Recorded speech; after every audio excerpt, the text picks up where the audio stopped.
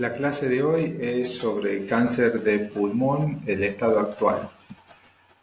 Los nódulos o tumores pulmonares se clasifican en benignos y malignos, primarios o secundarios. Los secundarios son la metástasis y la imagen tardía de la metástasis, pero muy característica, es la de la suelta de globos. Nosotros hoy nos vamos a centrar en el nódulo pulmonar, en la pequeña lesión que aparece en una radiografía de tórax, porque esto va a marcar el futuro del paciente. Lamentablemente, a partir de la década del 60 comienza el ascenso de la mortalidad por cáncer de pulmón, íntimamente ligada con el hábito del cigarrillo, que comienza con las guerras mundiales.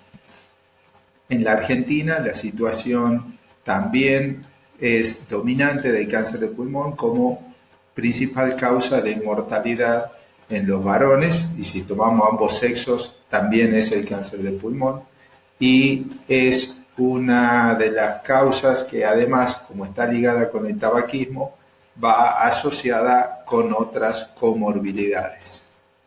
Sabemos que la prevención está íntimamente ligada al hábito del cigarrillo y a la contaminación por parte de las sustancias químicas o radiactivas que se usan en la fabricación en múltiples industrias, y es ahí donde deberían atacar los gobiernos el principal factor de riesgo. Ante todo paciente con cáncer, independientemente del aparato de que estemos estudiando, vamos a seguir un algoritmo donde comienza con el diagnóstico, que cuanto más temprano es el diagnóstico mejor para el paciente. Este diagnóstico comienza con una sospecha o presunción. Luego, una vez que tenemos confirmado el diagnóstico con una biopsia, vamos a estadificar al paciente. En el caso del pulmón estamos con el TNM8 y vamos a estadificar. En base a esa estadificación y el estado general del paciente se le va a proponer un tratamiento que será con fines curativos o paliativos. Y en base a eso, una vez que hemos englobado estos tres aspectos, haremos un pronóstico. El primer paso para el diagnóstico de cáncer de pulmón, sin ninguna duda, es la presunción diagnóstica, y por eso decimos que hay que pensar en cáncer ante cualquier radiopacidad pulmonar. El diagnóstico de certeza solo lo va a dar la anatomía patológica, o sea, hay que tener una muestra histopatológica para afirmar que un paciente tiene cáncer de pulmón y poder seguir con el algoritmo que hemos presentado en las diapositivas anteriores de estadificarlo y plantearle un tratamiento. El cáncer de pulmón, hay que recordar que no solo se presenta en los pacientes fumadores, hay personas no fumadoras, personas jóvenes y que no tienen factores de riesgo que también tienen cáncer de pulmón. ¿Cuáles son las formas de presentación del cáncer de pulmón? Hoy es muy común que sea un hallazgo gracias a los controles que se le hacen a los pacientes con EPOC, con tomografía de manera secuencial, o bien el paciente puede tener múltiples síntomas respiratorios o generales como tos, hemoptis, dolor torácico, disnea, puede presentarse como una neumonía, puede presentarse como una disfonía en los casos que tienen parálisis de nervio recurrente, o con un ganglio cervical palpable, o dolores óseos nuevos si estamos pensando en metástasis, pérdida de peso, fracturas patológicas. Menos comúnmente se presentan con un síndrome mediastinal o un síndrome de Plough-Bernard-Horner. Además, no olvidarse de los síndromes paraneoplásicos. Dividimos a los pacientes en dos grupos, el grupo de alto riesgo y el grupo de bajo riesgo. El grupo de alto riesgo está constituido por los pacientes fumadores, activos y pasivos, los que son mayores de 50 años y principalmente si es varón. Además de los trabajadores que tienen una exposición a sustancias químicas como en la industria del asbesto, materiales radiactivos, el carbón, etc. Los nódulos pulmonares, como decíamos, tienen que ser estudiados de manera temprana, de pequeños nódulos, hay que pensar en cáncer. ¿Cómo seguimos a estos pacientes? Hay múltiples guías. Una de las guías más utilizadas es la guía Fleischner, que se va actualizando constantemente y que yo quiero centrarme principalmente en los pacientes de alto riesgo, como decíamos, los varones fumadores mayores de 50 años, que si tienen un nódulo con un tamaño menor a 6 milímetros, le vamos a hacer un control a los 12 meses. Si es de 6 a 8 milímetros de diámetro, se va a hacer el control quizás ya cada 6 meses. Y si ese nódulo es mayor a 8 milímetros, que es la gran mayoría de los pacientes que nosotros vemos, y que tienen un volumen de 250 milímetros cúbicos, hay que considerar una tomografía a los 3 meses, un PET o directamente tomar una muestra biopsia. Entonces, en este grupo, porque este es el grupo de pacientes que más vemos, es donde tenemos que centrar principalmente nuestra atención si queremos que este paciente tenga una sobrevida mejor que el resto de los pacientes. Tenemos dos imágenes básicamente, la que es de vidrio delustrado, vidrio esmerilado, y donde vamos a valorar el componente sólido de estas lesiones. Pero si el paciente tiene múltiples lesiones, lo más común es que en muchos casos esto sea un paciente con una enfermedad benigna. Entonces, el punto central es que, como decimos, repetimos una y otra vez, que cuanto más dejamos pasar el tiempo, el tumor sigue creciendo, el nódulo sigue creciendo y por lo tanto ese paciente tiene mayor probabilidad de que la enfermedad sea maligna y que el paciente tenga una peor sobrevida. A modo de simplificación, vamos a dividir los pacientes en dos grupos, el de bajo riesgo, en el que uno tiene una sospecha de que es benigno, y en este grupo están las mujeres menores de 50 años que no fuman y que tienen una tomografía con un nódulo menor a 8 milímetros. El contrapunto, el paciente de alto riesgo en el que sospechamos malignidad, debemos sospechar malignidad y se tienen que prender todas las luces amarillas, todas las luces de alerta, es el paciente varón mayor de 50 años que fuma y que tiene un nódulo mayor de 8 milímetros. Ese paciente debe ser prontamente derivado a un neumonólogo, a un cirujano torácico o a un equipo multidisciplinario para manejar ese nódulo. ¿Cómo podemos ver las imágenes en radiografía y en tomografía? Hay múltiples formas de presentación dependiendo del estadio en el que se presenta el paciente. Podemos tener un pequeño nódulo en el campo pulmonar, periférico, de bordes espiculados, que puede ser sólido o en vidrio esmerilado. Las lesiones más periféricas en contacto con la pleura visceral, tumores de mayor tamaño, o esta imagen muy característica de la atelectasia, que lamentablemente es confundida con las neumonías, donde en los pacientes que vamos a tener esta imagen triangular de la atelectasia son los que tienen tumor endobronquial. Los tumores pueden estar invadiendo tanto la pleura visceral como la parietal, y estos pacientes muchas veces se presentan con dolor, un dolor neurítico muy exquisito, o derrame pleural. Los tumores pueden estar localizados en cualquier parte del pulmón, en este caso son los tumores paramediastinales, que nos van a dar la imagen de ensanchamiento del mediastino. También pueden crecer dentro de la luz de un bronquio fuente, de un bronquio principal, derecho o izquierdo, y a veces se acompañan de atelectasia masiva, que vamos a diferenciar la atelectasia total del derrame pleural. Esta es una imagen de derrame pleural con la tráquea centrada, mientras que la atelectasia, la tráquea va a estar retraída. También podemos tener las imágenes de engrosamiento del ilio porque tienen ganglios, los ganglios están aumentados de tamaño en la región iliar, o tener un tumor, o el ensanchamiento del mediastino, imagen en chimenea, etc.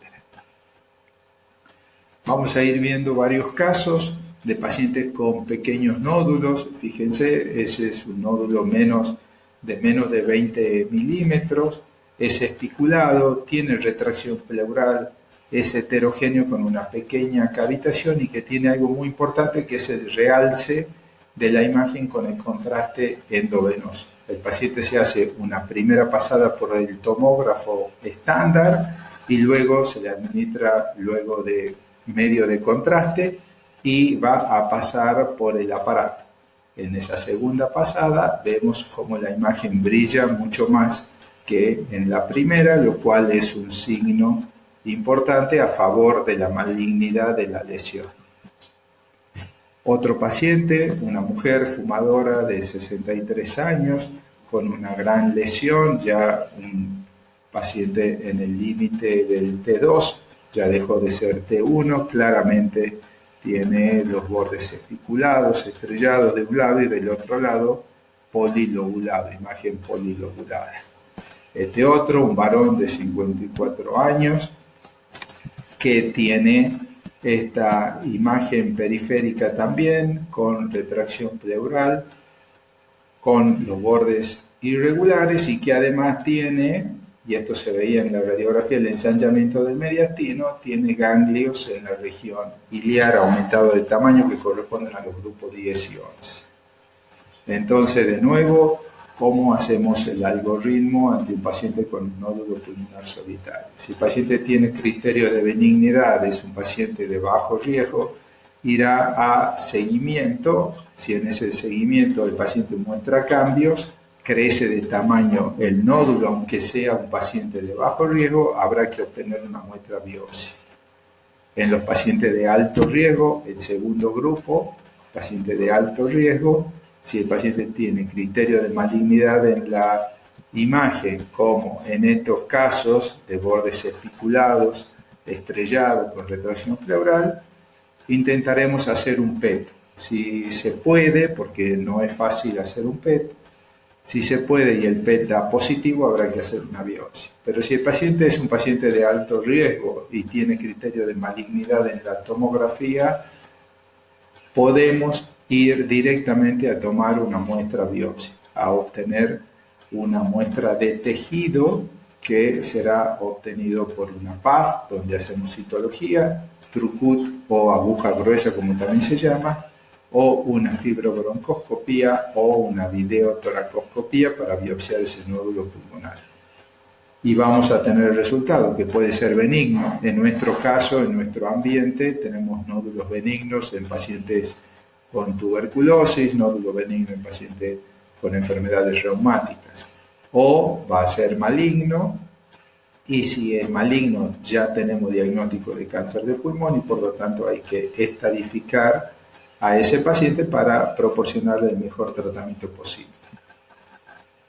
Aquí mostramos un paciente a quien se le pudo hacer un PET, donde tiene un SV elevado en una lesión del lóbulo inferior derecho solamente, sin compromiso del mediastino.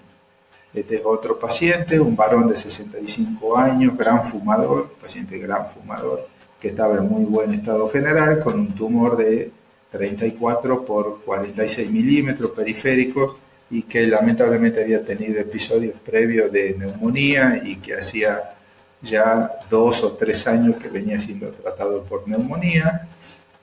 Cuando nos lo derivan tenía esa imagen y como la lesión es periférica decidimos hacerle una biopsia con Trucut, con aguja gruesa, que dio positiva para cáncer, la biopsia por congelación. Las imágenes cavitadas deben ser también sospechadas de cáncer en los pacientes de alto riesgo y que las paredes son engrosadas. Las paredes de 1 centímetro ya son más sospechosas de malignidad. Las paredes más delgadas son de las enfermedades benignas. Además, fíjense en este caso, tiene un tumor creciendo claramente polilobulado dentro de la gran cavitación.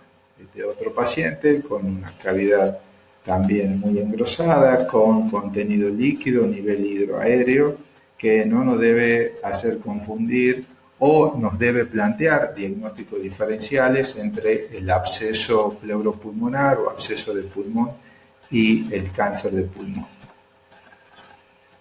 Fíjense, esta es una diapositiva que me dio permiso el doctor Gustavo Laños para presentarla, como cuando nosotros nos demoramos en hacer el tratamiento, los pacientes van empeorando. Este es el nódulo pulmonar de una lesión pequeña y como 3 meses después, en la demora para hacerse un PET, el paciente ha duplicado su volumen y tiene diseminación a el mediastino en el PET, cosa que no se veía en la tomografía original del mes de enero.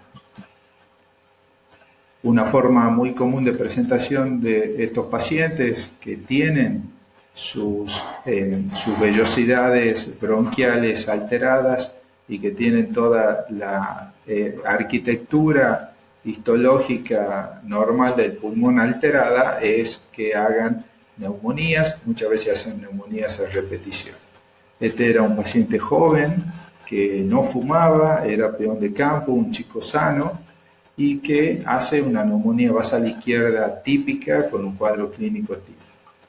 A los 15 días en el control de una radiografía aparece una imagen redondeada que parecía ser sólida y nos plantea el diagnóstico diferencial con el kit hidratídico.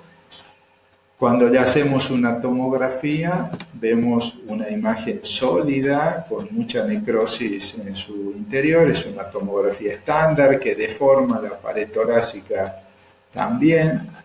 Y este paciente, la biopsia dio blastoma bifásico pulmonar y falleció poco tiempo después. La atelectasia, como les decía, no nos debe confundir con la neumonía. La atelectasia muestra la retracción de la tráquea, la disminución de los espacios intercostales.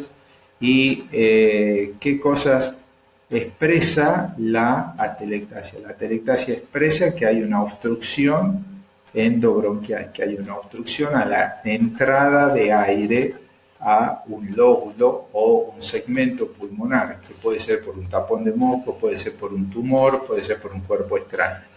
Pero si el paciente es un paciente de alto riesgo, debemos sospechar que es un tumor endobronquial, como resultó ser en este caso. En esos pacientes es en lo que insistimos, que ante la sospecha debemos obtener una muestra de biopsia, principalmente en los pacientes de alto riesgo. Vamos a biopsiar el árbol bronquial y el pulmón, o también podemos biopsiar los ganglios linfáticos y las metástasis.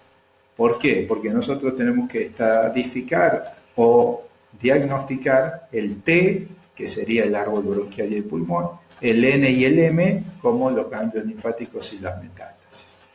Entonces tenemos la fibrobroncoscopía, la biopsia transbronquial, la PAF o punción con aguja fina guiada por tomografía o por algún otro método diagnóstico, la biopsia con aguja de corte o aguja gruesa, también llamada aguja Trucut, al igual que la PAF, guiada por tomografía o por otro método diagnóstico.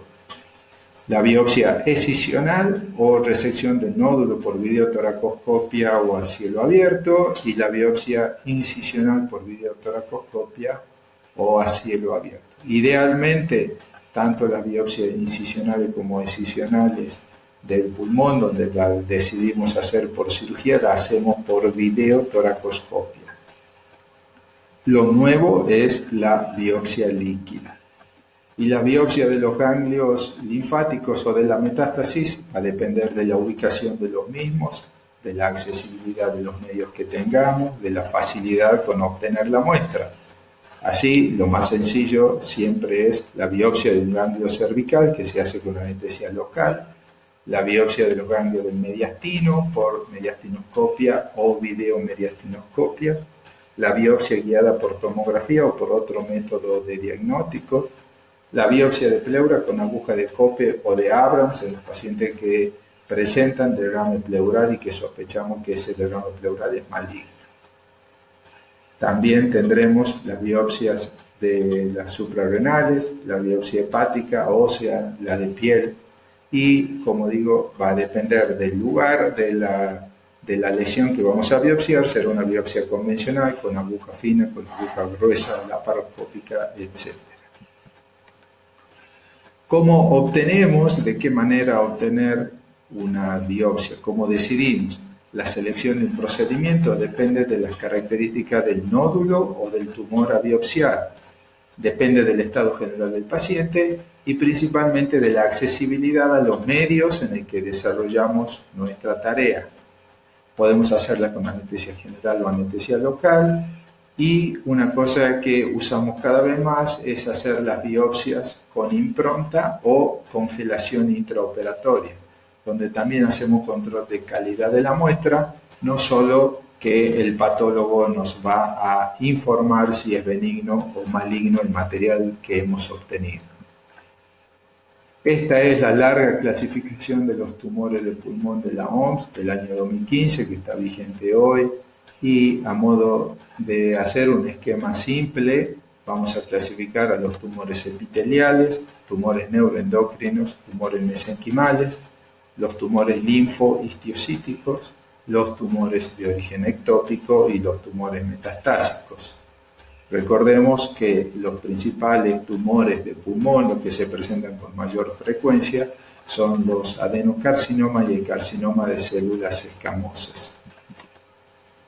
La fibrobroncoscopia es el método ideal para los tumores endobronquiales, los tumores que están en el ilio y región perihiliar.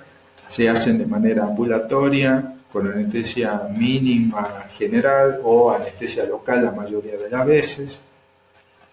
Y el paciente que tiene una atelectasia es en quien más sospechamos estas lesiones. Pero también aparecen pacientes que no tienen atelectasia, obviamente, y encontramos en la tomografía la lesión endobronquial.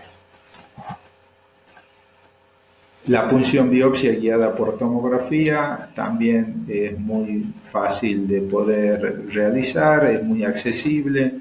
Hoy hay equipos de tomografía en todos lados. Es para los nódulos o tumores periféricos, se hace con anestesia local, es ambulatoria, y podemos hacer punción aspiración con aguja fina o biopsia con aguja gruesa de corte, o también llamada trucut, y estamos con el patólogo al lado que nos informa si la muestra es buena y si es positivo o negativo para malignidad. La biopsia quirúrgica la hacemos, como decíamos, mayormente por videotoracoscopia, aunque también podemos hacerla por toracotomía convencional. Idealmente sacamos una cuña con sutura mecánica, también puede hacerse usando una aguja. Hacemos mirando un monitor, operamos mirando el monitor, procedimiento invasivo. Y podemos hacer biopsia incisional, biopsia excisional, biopsia de la pleura visceral o parietal. También podemos biopsiar por esta vía los grupos ganglionarios del mediastino y hacer citología del líquido pleural en el caso del derrame pleural. El antecedente de la videotoracoscopia es realizado por Hans Christian Jacobaeus en el año 1910, que hacía las endoscopias bajo visión directa, con una pequeña iluminación y bajo visión directa, y como ven en la foto, operando como se operaba en 1910, sin barbijo, sin gorro, con las manos sin guantes, etc., pero era la medicina de ese momento, y Jacobaeus fue un pionero que introdujo un método revolucionario en la cirugía. Vamos a pasar a la estadificación. Ya hemos visto los distintos tipos de T que podemos tener y la estadificación del factor N, y cuando comienza la historia del TNM de manera organizada, se hace con la principal estadificación del mediastino, del Clifton Mountain, que a finales del siglo pasado, en 1997, en el CHES publica una numeración muy lógica de los ganglios del mediastino. Entonces, con esta estadificación de los grupos ganglionares del mediastino y del pulmón, Mountain los numera y así decimos que los ganglios del 1 al 9, lo de una sola cifra, son los ganglios del mediastino, y a partir del 10 del día al 14 son los ganglios del ilio y los ganglios del pulmón. El factor N, ¿cómo lo estudiamos? Principalmente, como decimos siempre, con una semiología exhaustiva. Nosotros podemos hacer diagnóstico del N en la primera consulta sin necesidad de ningún otro método complementario, con la inspección, con la palpación cervical, axilar y de otras tumoraciones. Nosotros así diagnosticamos, lamentablemente muchas veces en nuestro medio, que vemos que los pacientes llegan ya con ganglios cervicales palpables. Como decíamos, además de la semiología, está la tomografía y el PET, y con la biopsia. Ponemos el semáforo y empezamos por el N3 porque es la luz roja para el cirujano, pacientes que no son quirúrgicos, que son los ganglios que tienen mediastino contralateral, mediastino que el PET nos da mucha información, o la mediastinoscopia, los ganglios supraclaviculares, que son los que biopsiamos con anestesia local, al igual que los axilares y los abdominales. La luz amarilla son los ganglios del mediastino homolateral, que a veces lo operamos y a veces no, va a depender del T y del estado general del paciente. Y los N1 son los ganglios de los grupos 10 al 14, los ganglios de 2 cifras, que si el paciente tiene un PET positivo, son los pacientes que sí podemos operar.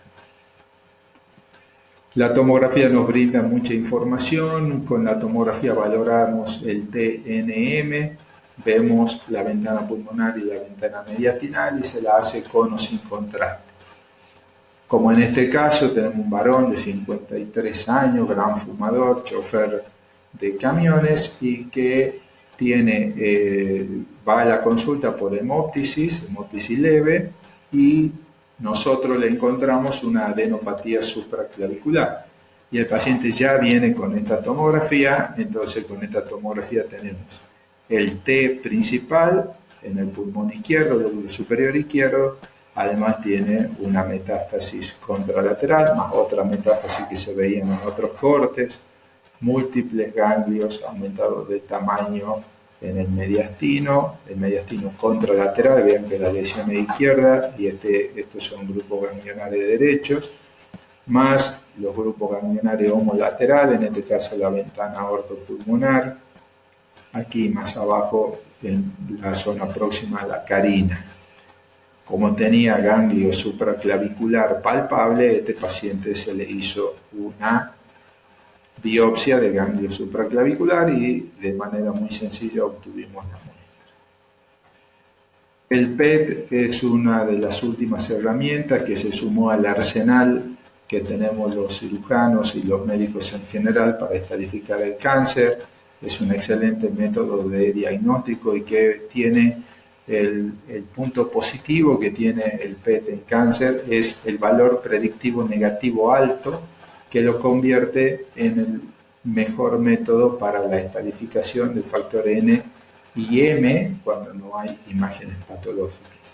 Al tener un valor predictivo negativo quiere decir que si el paciente tiene lo que decimos, como denominamos, un PET negativo, es porque no tiene otra imagen positiva fuera del tumor. Entonces, lo único que tiene positivo puede ser el tumor. Entonces, la estadificación de este paciente va a ser un T1, 2, 3 o 4, y si no capta en el mediastino o no capta en otro lado, será N0, M0.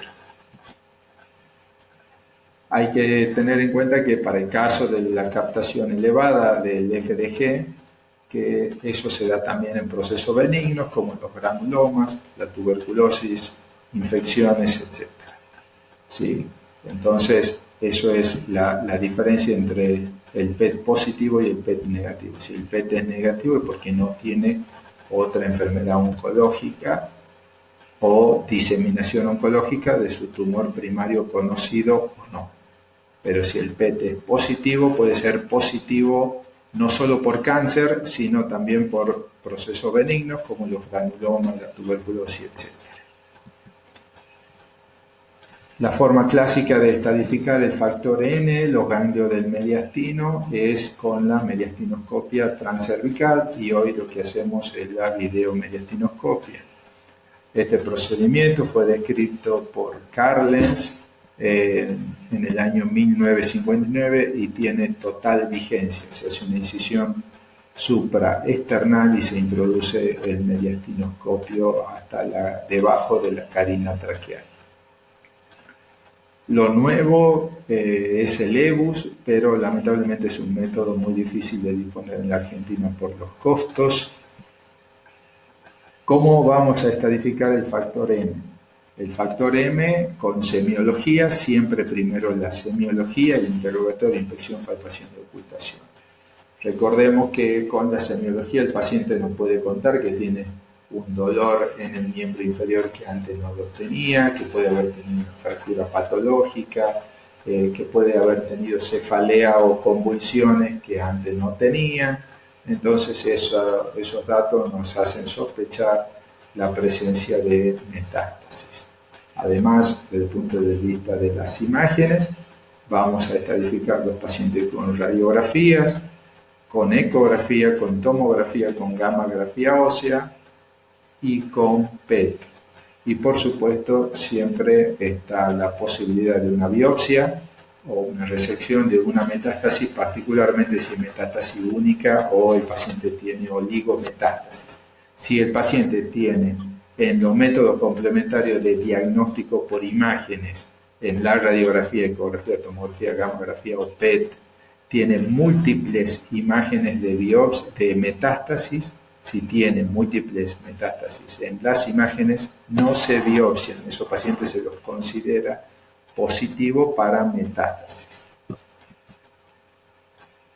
Acá vamos a mostrar cómo hacemos la biopsia de la metástasis. En este caso, la metástasis pleural, un paciente con cáncer de mama, hacemos un examen, una punción con anestesia local, la paciente sentada en su cama, y obtenemos una biopsia con aguja de cope que da positivo para cáncer.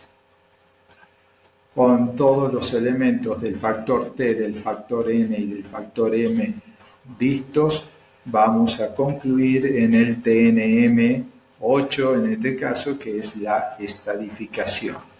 Y decimos que, a grosso modo, el T1 son los tumores hasta 3 centímetros, el T1 está dividido en A, B y C, el T2 son los tumores menores de 5 centímetros, de 3 a 5 centímetros y que están divididos en A y B. El T3 son los tumores de 5 a 7 centímetros y que tienen compromiso de la pared torácica, del nervio frénico o el pericardio. El T4 ya son los tumores de más de 7 centímetros en su diámetro mayor y que comprometen las estructuras del mediastino, las estructuras vitales como el corazón, los grandes vasos, la tráquea principalmente, también el cuerpo vertebral, la carina y el esófago. En relación al factor N, clasificamos como N0 el paciente que no tiene ganglios linfáticos positivos, N1 cuando están dentro del mismo lóbulo o pulmón del cáncer de pulmón. N2 son los ganglios del mediastino ipsilateral o el grupo 7, que es el infracarinal. El N3 son los ganglios del mediastino contralateral, los de supraclaviculares, la cadena del escaleno, que son los ganglios que podemos palpar, como decíamos en la primera consulta.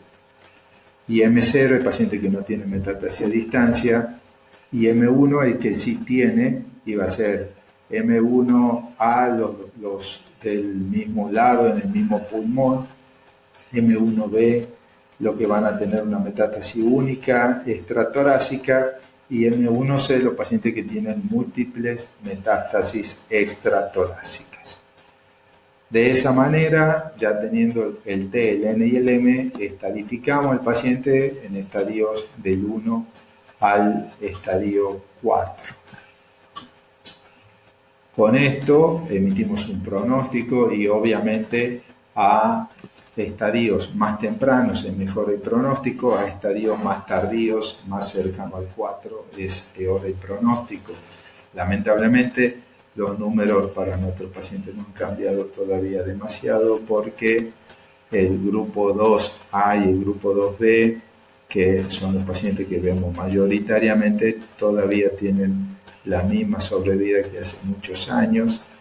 Y lo que sí está cambiando, a pesar de todo esto, se está cambiando, se está corriendo la línea, como uno dice, gracias a que tenemos más claro qué paciente, qué tratamiento le vamos a dar a cada paciente.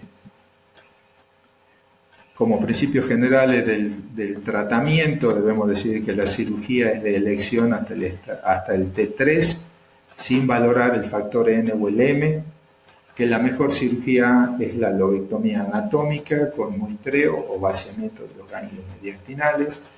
La segmentectomía es aceptada para T1, que no van a tolerar una lobectomía por la espirometría o por su estado general. Las resecciones pueden hacerse por videotoracoscopia, que es la vía de elección hoy. Y si el paciente es N2, la mayoría de las veces sería conveniente un tratamiento sistémico de inducción o adyuvante. Y si el paciente es un N3 o M1, va a tratamiento sistémico de inducción o adyuvante, y en muchos casos va a ser el único tratamiento. ¿Qué cosas valoramos en el preoperatorio de un paciente que va a ser sometido a una resección por cáncer de pulmón? Principalmente el estado general del paciente, la escala de Koch de la OMS, y además vamos a pedir un electrocardiograma con evaluación cardiovascular preoperatoria, ecocardiograma, laboratorio general completo, gases en sangre, espirometría y DLCO. La decisión del tratamiento que le vamos a ofrecer al paciente no debe ser unipersonal, sino tomada por un equipo multidisciplinario. La escala de Koch dice que el paciente Koch 0 es el paciente que tiene una vida normal, el Koch 1 puede presentar síntomas o ser oligosintomático y que le impide realizar trabajos arduos, pero que sus tareas diarias la hace bien.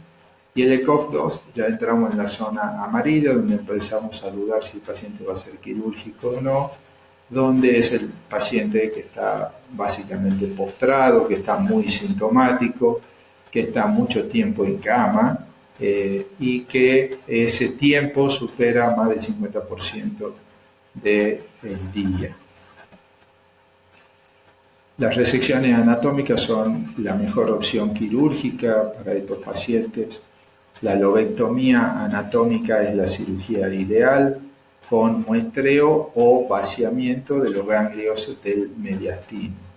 Las estructuras, recuerden que vamos a resecar de manera anatómica, que hay que respetar, es la arteria, la vena, digamos las arterias, las venas y el bronquio. En base a eso, más la cisura, las divisiones anatómicas que conocemos en lóbulos y cisuras, es lo que vamos a operar. La vía de abordaje puede ser videotoracoscópica, que sería hoy lo ideal, y la visión que tenemos es el cirujano operando con ambas manos, con las pinzas especiales para estos procedimientos quirúrgicos, actuando sobre el pulmón del paciente, pero mirando el monitor, a diferencia de la cirugía convencional, que operamos mirando directamente el pulmón del paciente. Acá movemos nuestras manos sobre el pulmón del paciente, pero estamos mirando un monitor. Como decía, las cirugías deben ser anatómicas, las resecciones deben ser anatómicas, respetando las estructuras del pulmón, arterias, venas, bronquios y cisuras. Este video es gentileza del doctor David Smith en una presentación de excelente calidad que me parece muy propicio poder verlo. En este caso una lobectomía inferior izquierda, donde para este caso, para este paciente, este lóbulo se comienza por la vena pulmonar. Para eso utilizamos las pinzas especiales, en este caso vean un bisturí que se denomina bisturí armónico y que corta y coagula a medida que va avanzando. Identificamos la vena, se la va liberando la vena, acá hay un pequeño ganglio, liberamos la vena de manera segura, se le pasa un lazo para tener control sobre la vena, tenemos un buen espacio y pasamos la sutura mecánica. Esta es una sutura mecánica que va a cortar y a engrapar a ambos lados del corte para que no haya hemorragias. Luego vamos a seguir con el bronquio y con la arteria de igual manera que hicimos con la vena. La liberación anatómica de cada estructura y pasar la sutura mecánica para dividir, cortar y hacer hemostasia. En esta foto estamos con el doctor Enrique Leguina, con el profesor Hisao Samura, que es el chair del último TNM, y cabe la frase de Mario Benedetti, el uruguayo, que dice que cuando creíamos que teníamos todas las respuestas, cambiaron las preguntas. Esto es porque lo actual y el futuro del cáncer de pulmón es totalmente novedoso, con la inmunohistoquímica, citogenética, en un campo, como digo, novedoso, nuevo y que está cobrando cada vez más impulso y que nos hace proporcionar a los pacientes el mejor tratamiento.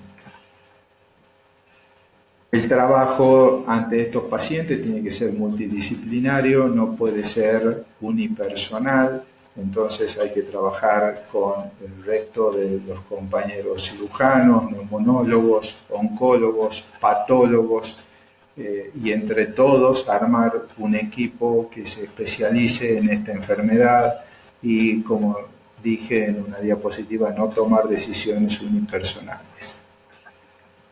Por último, a modo de conclusión, hay que prestar atención entonces a los pequeños nódulos pulmonares, a las pequeñas radioopacidades que aparecen en los pacientes, especialmente si son de alto riesgo, varones fumadores mayores de 50 años.